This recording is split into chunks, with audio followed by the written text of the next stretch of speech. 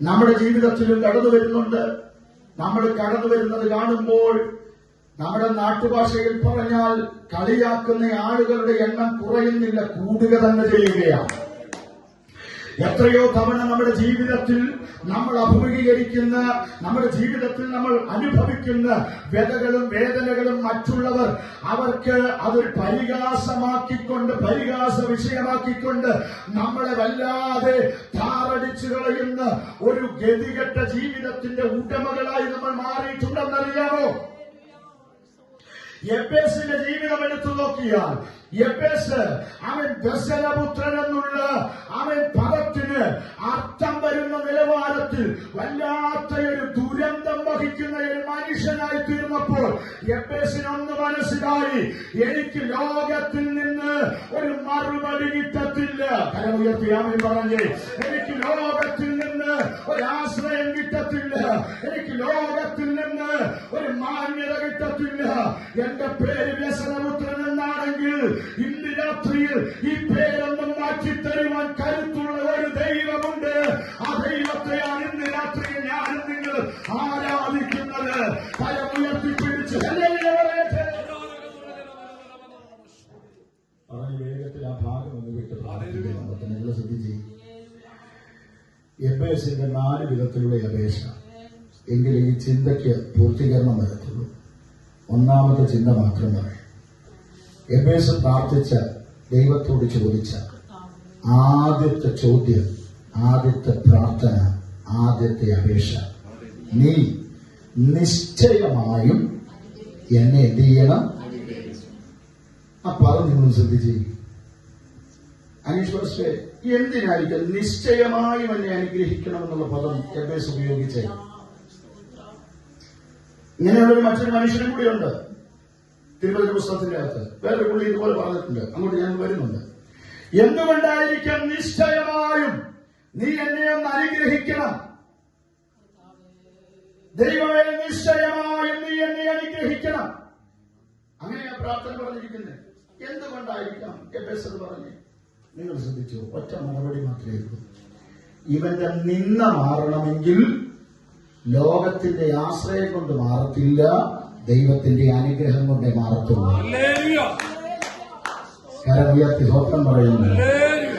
നിന്റെ വേദന മാറണമെങ്കിൽ ലോകത്തിന്റെ വാക്കുകൊണ്ട് മാറത്തില്ല, ദൈവത്തിന്റെ അനുഗ്രഹം കൊണ്ട് മാത്രമേ നിന്റെ വേദന മാറത്തുള്ളൂ. നമ്മുടെ ഇവിടെ കേട്ടിരിക്കുന്ന അനുഗ്രഹങ്ങളെല്ലാം കാറ് കിട്ടും, വീട് കിട്ടും, ബംഗ്ലാവ് പണിയാം, 5 സെന്റ് സ്ഥലത്തിന്റെ കൂടെ 10 സെന്റ് സ്ഥലം കൂടി മേടിച്ച് നമുക്ക് എന്ത് ചെയ്യാം? സ്ഥലത്തെ ഒന്ന് എക്സ്റ്റെൻഡ് ചെയ്ത് കൊണ്ടുവരാം. നല്ല മാന്യതയുടെ പദവികളൊക്കെ നമുക്ക് ദേശത്ത് എന്ത് ചെയ്യും? കിട്ടുമെന്നൊക്കെയുള്ള പ്രവചനം കേൾക്കാനാണ് നമുക്കിഷ്ടം. പക്ഷേ ഇന്ന് രാത്രിയിൽ ഒന്നറിഞ്ഞ് നിന്റെ നിന്ന മാറ്റാനും അനുഗ്രഹമുണ്ടെന്ന് പറഞ്ഞാൽ ഈ ആലയം വിടുന്നതിന് മുൻപ് നിന്റെ നിന്ന മാറിയിരിക്കും. അനുഗ്രഹം നിശ്ചയമായി നീ പ്രാപിച്ചിരിക്കും. ഭവനത്തിൽ എത്തിച്ചേരുന്നത് നിശ്ചയമായും അനുഗ്രഹിച്ച ദൈവത്തിന്റെ അനുഗ്രഹം കൊണ്ടാണെങ്കിൽ കരമുയർത്തി ഞാനേ പറയുന്നത്. അപ്പൊ ദൈവമേ, നിശ്ചയമായും നീ എന്നെ അനുഗ്രഹിക്കണം. ആ മനുഷ്യനെ പരിചയപ്പെടുത്തി നമുക്ക് പ്രാർത്ഥിക്കാം.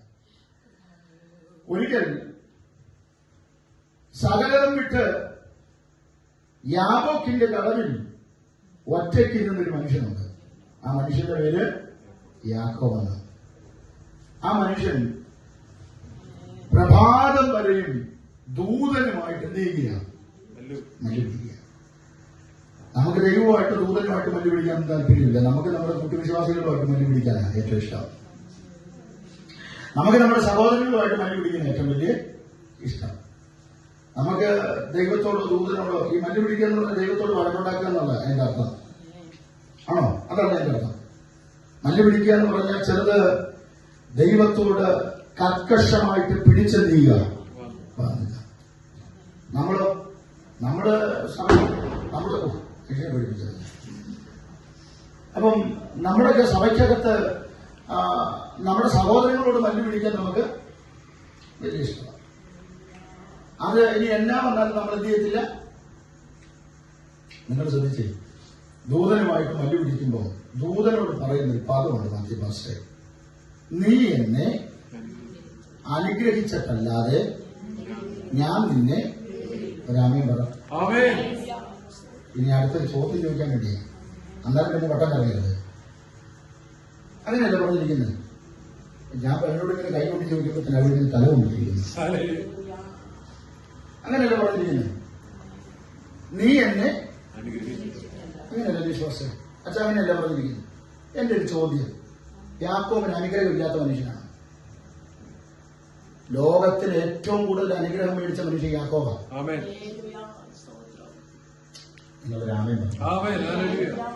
ലോകത്തിലെ ഏറ്റവും അനുഗ്രഹം മേടിച്ച മനുഷ്യൻ യാക്കോബാ.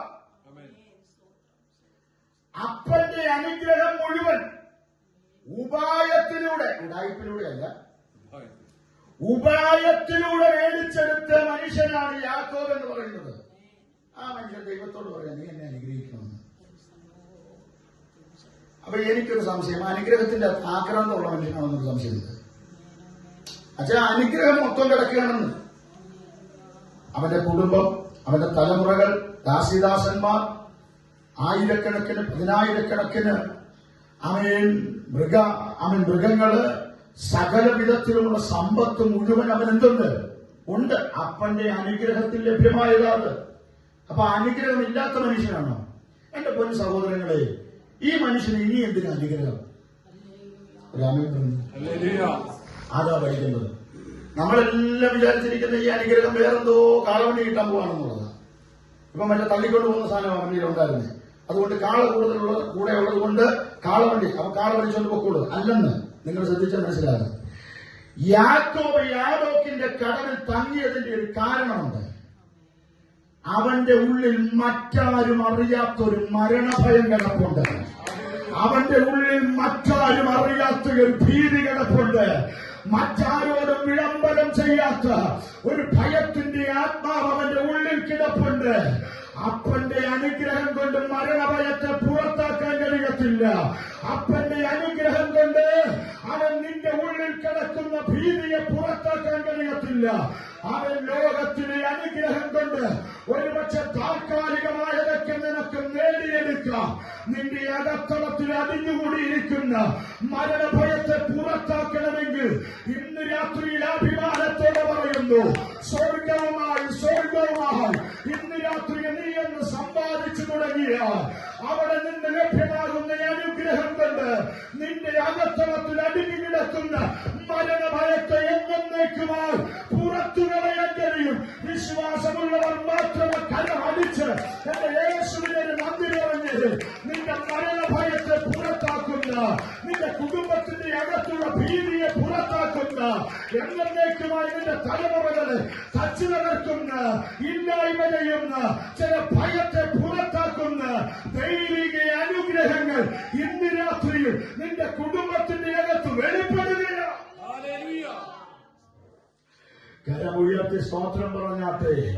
ഏതൊക്കെയോ വിഷയത്തെയോർത്ത് ആകുലപ്പെട്ട് വ്യാകുലപ്പെട്ട് വ്യാധി കയറി ഭയത്തിന്റെ വല്ലാത്ത പ്രതിസന്ധികളിലൂടെ സഞ്ചരിച്ച് കടന്നു വരുന്ന സഹോദരങ്ങളെ, ഇന്ന് രാത്രിയിൽ ഒന്നറിയണം, അപ്പന്റെ അനുഗ്രഹങ്ങളും പിതൃപാരമ്പര്യമായിരിക്കുന്ന അനുഗ്രഹങ്ങൾ കൊണ്ടൊന്നും ജീവിതത്തിൽ അനുഭവിക്കുന്ന അവൻ ഒന്നിൽ നിന്നും രക്ഷപ്പെടാൻ കഴിയത്തില്ല.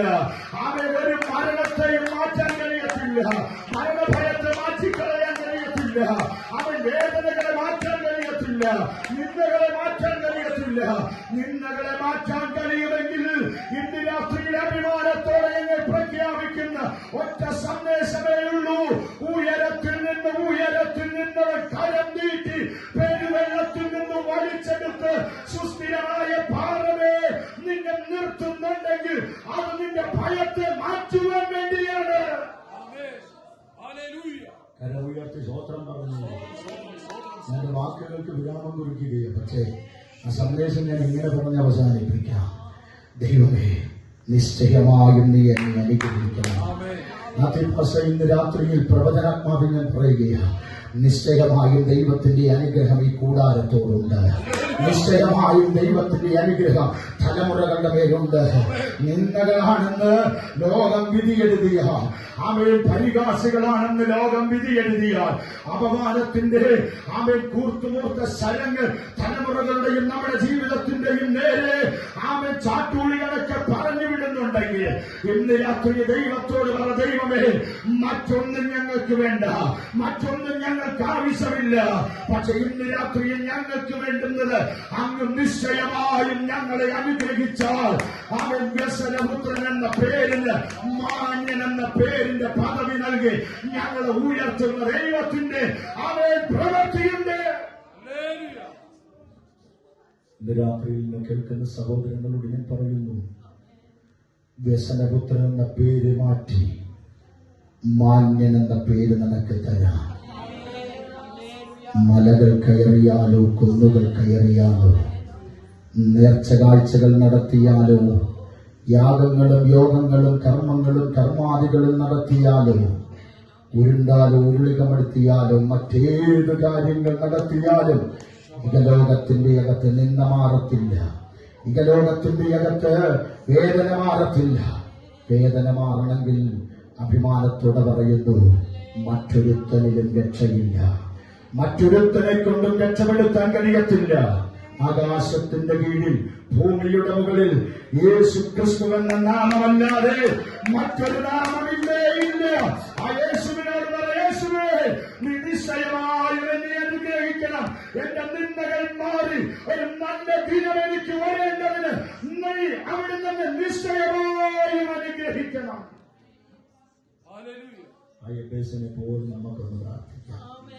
എന്റെ പ്രഭാഷണം എനിക്ക് പൂർത്തീകരിക്കാൻ കഴിയത്തില്ലെന്ന് എനിക്കറിയാം. പക്ഷേ എല്ലാ കണ്ണുകളും ഒന്ന് അടച്ച് നമുക്കൊന്ന് പ്രാർത്ഥിക്കാം.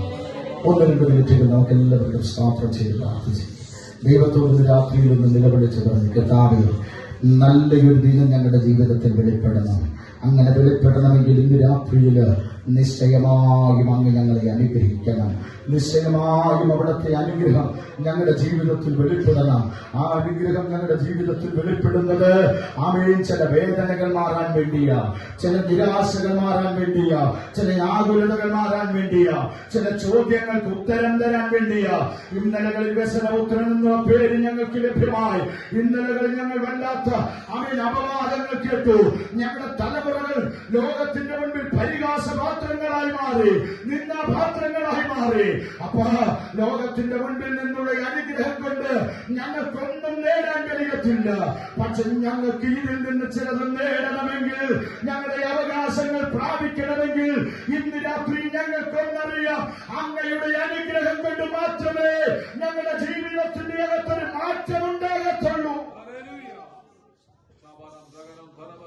ചില കുടുംബത്തിന്റെ അകത്തിന്റെ രാത്രി ചില നിന്ദകളെന്ന് മാറുകയാണ്, ചില വേദനകൾ മാറുകയാണ്. ദൈവത്തോട് കരമുയർത്തി പിടിച്ചു പറഞ്ഞ്, കർത്താവേ അങ്ങ് നിശ്ചയമായും എന്നെ അനുഗ്രഹിക്കണം. എല്ലാ വായുകളും തുറന്നു പറഞ്ഞ്, കർത്താവേ നിശ്ചയമായും അങ്ങ് ഞങ്ങളെ അനുഗ്രഹിക്കണം. അങ്ങ് ഞങ്ങളെ നിശ്ചയമായും അനുഗ്രഹിക്കണം. ഞങ്ങൾ ഇന്ന് അനുഭവിക്കുന്ന ഈ വേദനകളിൽ നിന്നൊരു മാറ്റമുണ്ടാകാം. നിശ്ചയമായും ഞങ്ങളെ അനുഗ്രഹിക്കണം. ഞങ്ങളുടെ രോഗത്തിൽ നിന്നൊരു വിടുതൽ ഞങ്ങൾക്കുണ്ടാകാം. നിശ്ചയമായും അങ്ങ് ഞങ്ങളെ അനുഗ്രഹിക്കണം. എല്ലാവരും മതബന്ധമെന്ന് പ്രാർത്ഥിച്ച് എല്ലാവരും കർത്താവിനോട് സ്തോത്രം പറഞ്ഞു, നിശ്ചയമായും അവിടുത്തെ അനുഗ്രഹം ഞങ്ങളുടെ ജീവിതത്തിൽ വെളിപ്പെടട്ടെ. നിശ്ചയമായും അങ്ങ് ഞങ്ങളെ അനുഗ്രഹിക്കട്ടെ. ഞങ്ങൾക്കൊരു വിടുതൽ ആവശ്യമാണ്, ഞങ്ങൾക്കൊരു സൗഖ്യം ആവശ്യമാണ്, ഞങ്ങൾക്കൊരു മാറ്റം ആവശ്യമാണ്. അങ്ങനെ ഇന്ന് രാത്രി ഞങ്ങൾ പ്രാർത്ഥിക്കുന്നു, ഞങ്ങൾ ചോദിക്കുന്നപ്പാ നിശ്ചയമായും അവിടെ നിന്ന് ഞങ്ങളെ അനുഗ്രഹിക്കണം. അവിടുന്ന് ഞങ്ങളെ അനുഗ്രഹിക്കും. അവിടുന്ന് കരം നീട്ടി